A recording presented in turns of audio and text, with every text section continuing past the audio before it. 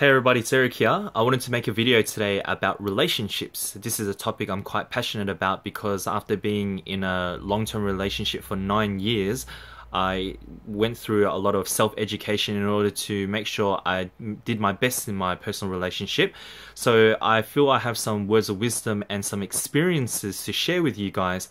Not because I think I know better than you regarding relationships. It's more to remind you guys that you're not alone out there with some of the problems you face. For me, quite often I would think that there was a problem with myself specific to me, or a problem with Judith specific to her.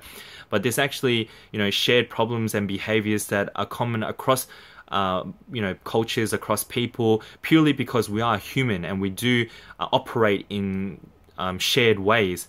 So I find just knowing that you're not alone out there with your particular problem goes a long way in the first steps of solving that particular problem. Now, today I wanted to share with you guys something I like to call the 6th love language. Now, I've called it the 6th love language because I'm building off Dr. Gary Chapman's 5 love languages. For you out there who haven't read the book before, basically Dr. Gary Chapman was a marriage counselor.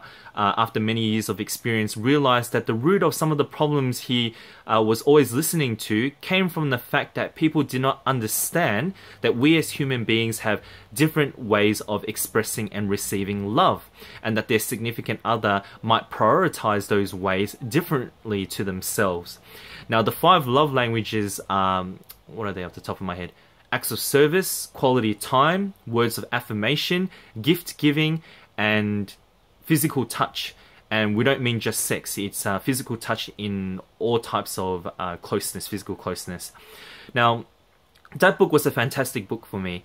I had a problem of feeling underappreciated with Judith, and after I read that book, we both were able to solve that problem, because it turns out that we both have 2 differing captain love languages.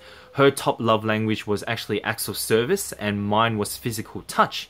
So when I lavished on her, lots of physical closeness, and my second love language being words of affirmation, so a lot of compliments, she appreciated, of course, because we all need all the love languages, but she just didn't value it as much, at least not as much as I felt she should have, because of how important it was to me. What I came to realize was that her primary love language was acts of service. So when I was helping her with Emily, with the laundry, with washing the dishes and so on, that's when she appreciated my expression of love more. So that was a real revelation for me. Now, I wanted to specifically point out that I read that book purely because I wanted to solve that problem that I was having. Now, I feel that cultivating your relationship, that we aspect of the relationship, that shared entity of when you combine together with another person, I feel that cultivating that aspect purely just to solve a problem is quite limited in its ability to provide improvement in your relationship.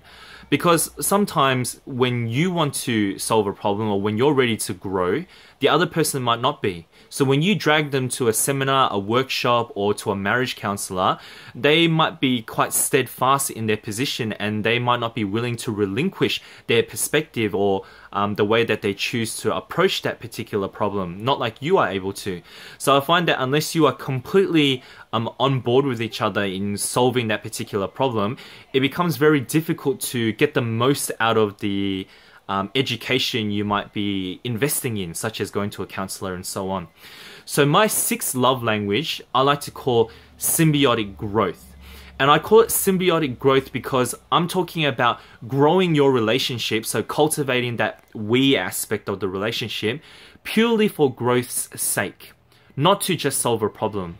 So me and Judith have done a lot of personal growth together. We've gone to seminars together just to purely learn more about a relationship, learn more about life, learn more about human interaction, and to learn more about some of the wisdom from those who have come before us.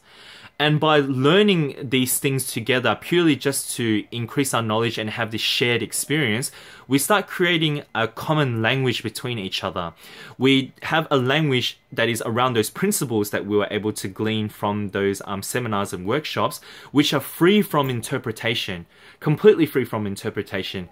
And by having that shared language, we are able to create what I call divergent thinking around things in our life. Convergent thinking, which is the flip side, is what I was doing when I was trying to get her to change her viewpoint, which is what I was talking about, where you're ready to grow but the other person isn't. Convergent thinking is trying to get the other person to think your way. You try to convince them of how your way is correct, and you put all the arguments on the table, and it's quite logical and it's quite rational, and you try to force them to get to your particular viewpoint. But divergent thinking in leadership education is about getting the other person to think that there are actually more ways than one to tackle a specific problem. And I believe that this relates to symbiotic growth and learning and cultivating your relationship purely for growth's sake, because when you start creating that shared language, that shared perspective, you are able to talk about your problem in a completely different perspective.